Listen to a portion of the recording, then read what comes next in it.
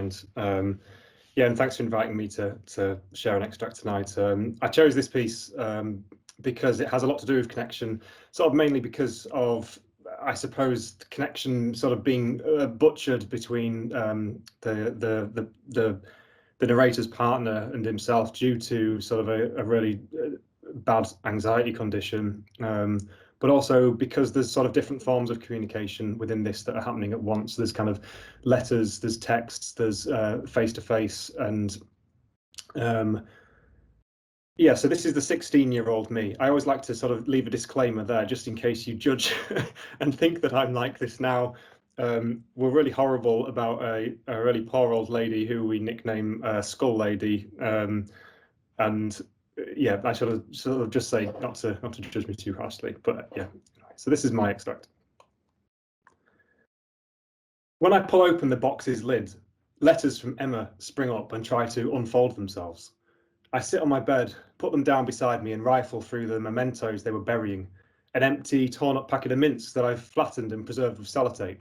A black leather bracelet chewed out of shape. A single bark chipping. A photo of me flying above my grandparents' hedge. She handwrites each letter, sneaks them into my backpack or hands them over and points a finger at me saying, "Now don't read this until you're alone tonight." Pages torn out of a notebook with bits of the laddered paper still dangling off the left edges. The letters go on forever. And just when the end seems mercifully near, "Well, it's 3:05 in the morning. I really should go to sleep, but I just wanted you to write this since I was thinking about you. I bet you're all cute and asleep right now. I love it when we're cuddling in your bed." Off she'll go for half a dozen more pages. "What we have is so amazing," she writes. Is it? She barely sees me once or twice a week. All I do is keep my head down and draw, feeling sick.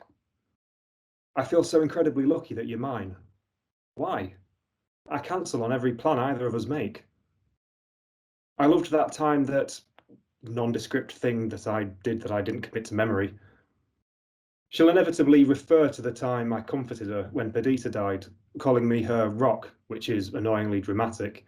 She'll write about our sex, how brilliant it is, certain moments she will never forget, and then the letter will close with rows upon rows of kisses and an annotation beside them telling me that the kisses equate to the exact number of days we've been going out. And I'll reply, it really makes a day when she gets a letter back.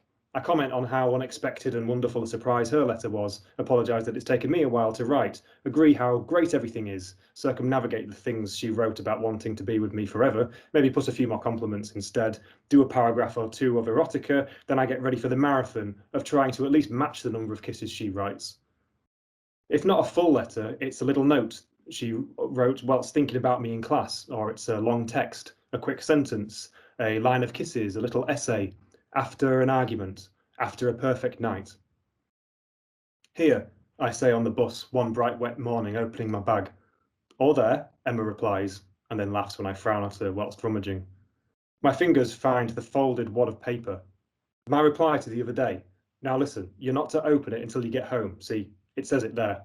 I put it in her hands, pointing to the instructions I've written on the cover. "Stop feeling it, there's no money inside." "Nor a ring?" "I'm kidding," she says. "Are you?" The dirt road widens and we slow beneath the gardens in Wintringham. "Here comes your girlfriend," Emma says. A Skull Lady holds her arm out to hail the bus. Either she's purposefully doing a stiff-armed wave or she can't keep it still. It goes up and down like a seismograph needle on a quiet day. "Shit, you'd better scarp her," I say. Even as we joke, I feel bad. The bus pulls over. A transparent hood with butterflies on it shelters Skull Lady's white perm from the spits of rain. The doors open and she climbs the 2 steps aboard. She stands by the driver. Her thumb and fingers pinch the flap of her coat pocket as though testing its texture. She pulls, but the pocket buttons don't open. The hem of her coat just tugs up an inch.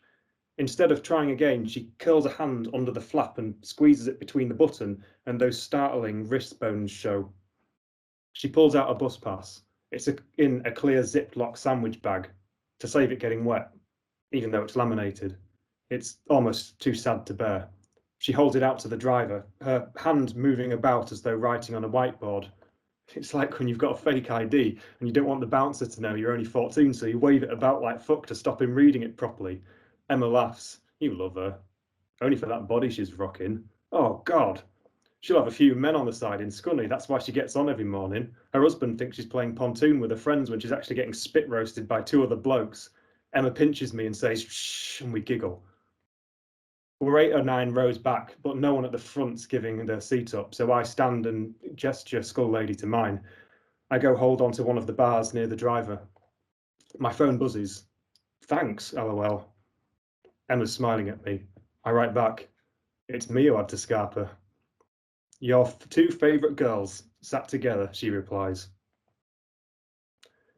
Why does Skull Lady really get on the bus every morning when it clearly almost kills her? Why leave home so early every day at that age? Doesn't she have a relative to take her by car? Where does she go when she gets off in town? Is it something she has to do? Does she do it for herself or through devotion to someone else? Me and Emma glance at each other and smile all the way to college. At one point, I look over and she doesn't notice. She's looking out the window, her hands on top of the folders on her lap, and she looks amazing. Yes, I do love her. Ben invites us all around his on a Friday night, but I'm too nervous to go.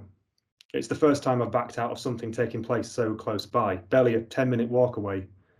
Emma's going there, that's why. I can't disappear if I'm ill without her following me home, without then untangling myself from her, having to be subtle, waiting until it would no longer seem rude to ask when she's leaving, whilst inwardly screaming to be alone. But at about 9:30, there's a knock at the front door that I recognise, and my insides fall to bits. I come downstairs and see the wobbly little portrait through the obscured glass, open the door to Emma's big smile. I thought I'd leave early and surprise you, she says. She sees my face. It sticks a pin into her happy expression. I stand back from the door to let her in. She lowers her head and goes past me. I sit at the kitchen table and she sits adjacent to me. I walked up with Ryan as far as his house. There wasn't much going on at Ben's. It wasn't the same without you there. Got to snaffle some cheesy chips off Holly though. Just thought I'd come here for a bit. I don't reply. Didn't you want me to come? I shake my head. It's very hard to talk. Sickness licks up my stomach. There's a aching spin behind my eyes. Beads of tree sap form down the walls of my throat, sticking it together when I swallow. How could she just show up? The one place I feel safe in this world, and she breaks in to surprise me? Emma falls quiet. She looks around, palms together between her thighs. I thought you might be happy I came to see you. I put my 2 thumbnails together and press them so that the skin beneath them goes pale. Bite off the skin beside the nail, twist my fingers to make the joints click.